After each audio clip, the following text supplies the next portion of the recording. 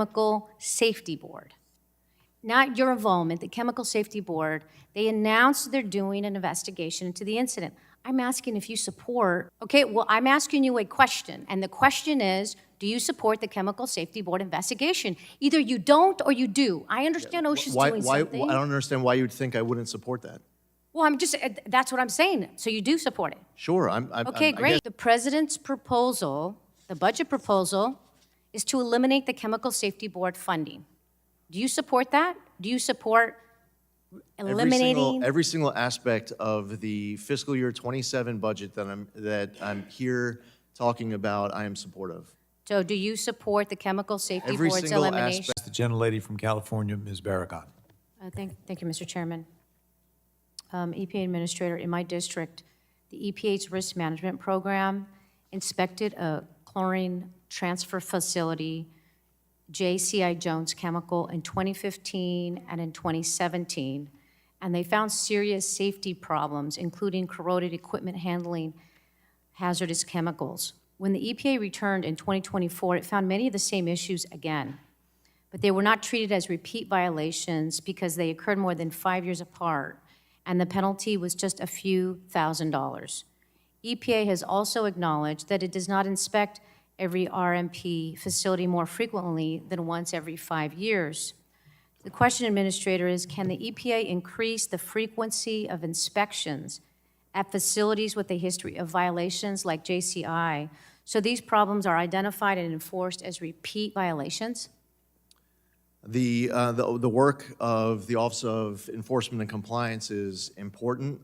We take seriously any matters that are raised to us from members of Congress. We are happy to look at any of these cases strictly on the merits, and while we won't be able to communicate publicly about any ongoing enforcement matters, if there is a belief that something needs to be inspected, to look at, to be enforced against, or working with our agency to comply on, Sir, we will make sure that we mobilize those in the agency. I don't mean to cut you off. I'm trying to get an answer to my question. My question is really about not waiting 5 years for the EPA to come back when there's a repeat violator. So I'm trying to ask if maybe you as administrator think that if the EPA could increase the frequency of the inspections when you have like a facility that's having repeated violations. Do you think I never said anything about waiting 5 years. I'm talking about at the end of this hearing. I understand. If you want to have a asking... member of your staff talk to someone on my team, and we can look into it. Okay. By the way, we might I'm have asking an as a general update now. rule, if you have a repeat violator, whether it's a good idea for the EPA not to wait 5 years to come back. I mean, it's a simple, easy question. It's not a trick question. Of course. And I've never said anything about waiting 5 years. Yeah. Okay, well, I hope the EPA will look at doing that when there's repeat violators. So moving on, last week, a hydrogen sulfide leak at an industrial facility in West Virginia killed 2 workers, and it sent dozens more people to the hospital. The U.S. Chemical Safety Board, an independent agency that investigates chemical disasters, has already announced it is investigating the incident. Do you support the investigation by the Chemical Safety Board into the fatal chemical release in West Virginia? Well, we have been involved in this process already. Based on Catalyst Refiners' self-reported Tier 2 emergency and hazardous chemical inventory submissions from 25 and 26, the chemicals and their quantities included in the self-reported submission did not trigger applicable thresholds under the risk management plan rule. OSHA is leading. So, sir, I'm going to interrupt you because I'm trying to get a very specific answer about the Chemical Safety Board. Not your involvement, the Chemical Safety Board, they announced they're doing an investigation into the incident. I'm asking if you support the Chemical Safety Board doing an investigation. It's a yes or no. Yeah, well, if you cut me off right when I was saying that OSHA is leading the on-site investigation. EPA is coordinating with OSHA to determine whether or not the facility was complying with regulations. So you don't support the investigation by the Chemical Safety Board then? I'm not saying that at all. I'm trying to get an answer to that question. Will you, this is not that I'm telling hard. you what the process is that we're following. Okay, well, I'm asking you a question, and the question is, do you support the Chemical Safety Board investigation? What you just watched is a common Washington pattern. A direct yes or no question meets a cloud of process language, side explanations, and delay. The key issue here is not whether agencies coordinate behind the scenes, It's whether a public official can clearly state support for an independent investigation when lives were lost. Notice the pressure point. Once the question was narrowed repeatedly, the answer finally became simple. That raises the obvious question for viewers.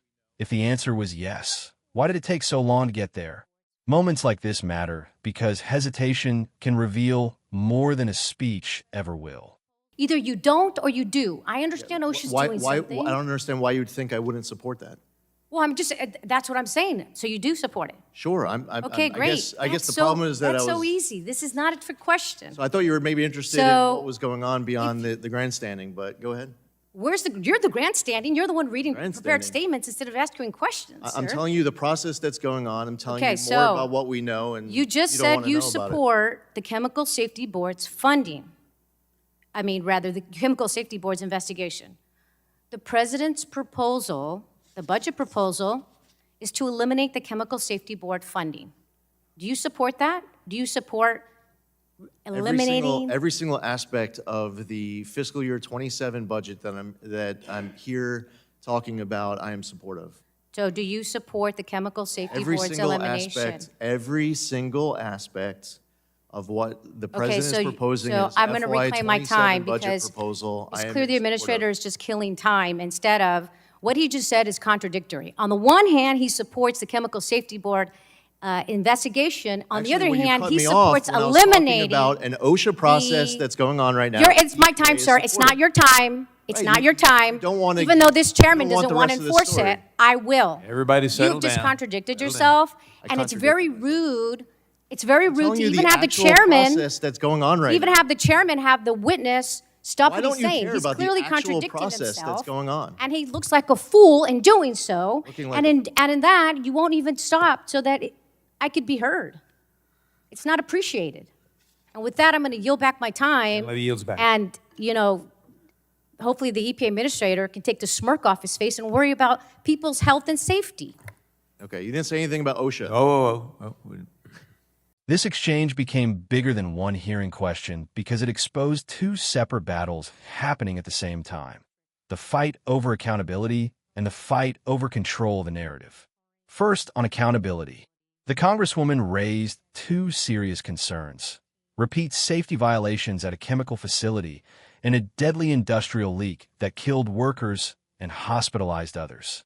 Those are not abstract policy debates. Those are questions about whether regulators act fast enough, inspect often enough, and respond clearly enough when public safety is on the line. Instead of concise answers, viewers heard procedural detours, institutional jargon, and repeated attempts to move the conversation away from the direct question being asked. Second, on narrative control, watch how the tension escalated. The representative kept trying to narrow the discussion into plain language. Do you support the investigation? Yes or no? Do you support eliminating funding? Yes or no? That strategy matters because complex bureaucratic language can sometimes shield officials from politically difficult answers. But once the questions became unavoidable, the contradiction came into full view.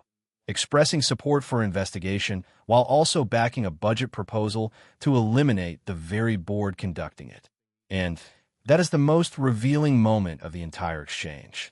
Because whether someone agrees with the budget or not, ordinary viewers understand a basic principle.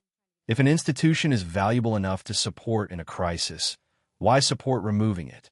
If it is unnecessary, why praise its role when scrutiny begins? That tension is what made the hearing combustible. Then came the final layer, tone. Public hearings are not just about policy. They're about trust. When the subject is worker deaths, toxic leaks, hazardous facilities, and regulatory enforcement, people expect seriousness. They expect urgency. They expect humility. Any sign of dismissiveness, irritation, or smirking, fairly perceived or not, can become politically damaging because it shifts the story from policy disagreement to public respect. The deeper takeaway is this: institutions lose credibility when they appear slow, evasive, or selective. Regulators exist because dangerous industries require oversight. Congress exists to demand answers when that oversight appears weak. And when both sides collide in public, Voters judged not only who had the facts, but who seemed honest, clear, and focused on real people affected by these failures. That is why moments like this travel far beyond the hearing room. They tap into a broader frustration many citizens already have, that powerful systems speak fluently about process, but struggle to speak plainly about responsibility. So what do you think? Was this fair oversight exposing contradictions, or political theater overtaking substance? Drop your thoughts in the comments. Like the video if you found this breakdown useful, share it with someone following U.S. politics, and subscribe for more sharp political analysis.